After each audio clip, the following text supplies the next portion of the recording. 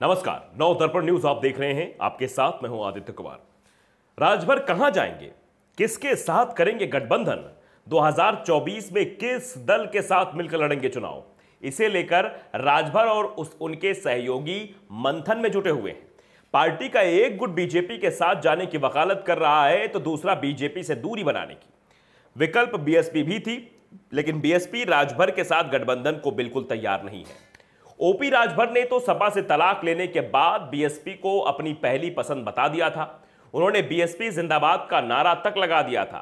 राजभर से जब सवाल किया गया कि अखिलेश की तरह मायावती भी सड़क पर संघर्ष नहीं कर रही हैं, तो उन्होंने जवाब दिया था कि मायावती लगातार लोकसभा चुनाव की बैठकें कर रही हैं, संगठन को मजबूत कर रही हैं और पार्टी पदाधिकारियों को काम सौंप रही हैं।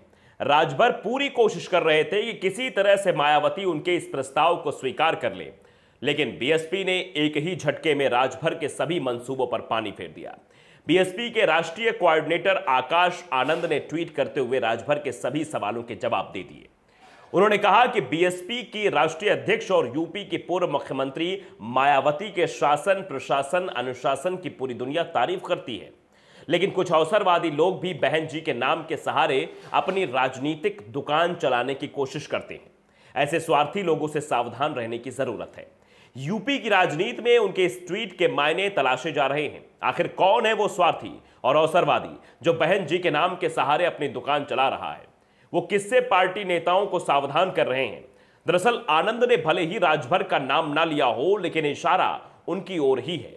राजभर पुराने बसपाई रहे हैं, बीजेपी और सपा के साथ वो गठबंधन भी कर चुके हैं। वो बात अलग है कि उनका कोई भी गठबंधन टिका नहीं है। ओवैसी के साथ मिलकर भी उन्होंने भागीदारी मोर्चा बनाया था, लेकिन वो मोर्चा तो चुनाव से पहले ही बिखर गया था, क्योंकि राजभर को एहसास हो गया था कि भागीदारी मोर्चा के मुकाबले नहीं आ पाएगा। ऐसे में बीएसपी राजभर को भाव देने को तैयार नहीं है।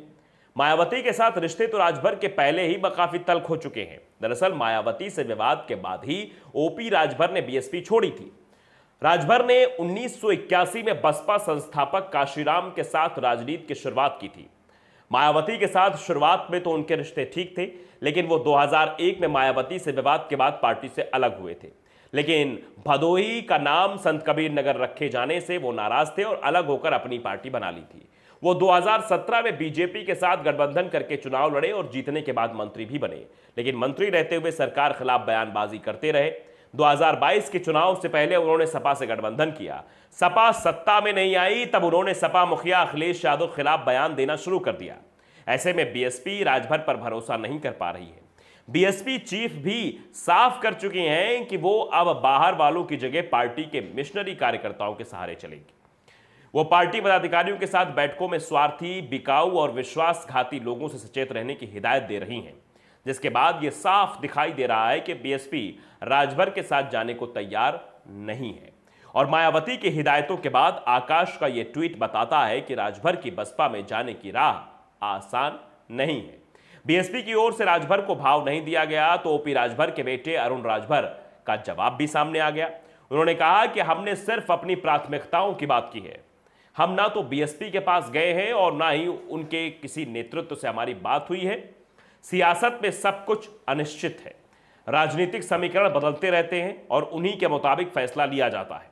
सो भाजपा के पास विकल्पों की कमी नहीं है, बीएसपी भी उनमें से एक है। यह बात राजभर के बेटे की तरफ से कही गई है, लेकिन आप इस बात को बखूबी समझ सकते हैं कि राजभर के पास अब विकल्प दो ही बचे हुए हैं, या तो बीएसपी या फिर बीजेपी। और इन दोनों विकल्पों में से राजभर किधर जाएंगे, यह देखना बेहद दिलचस्प होगा।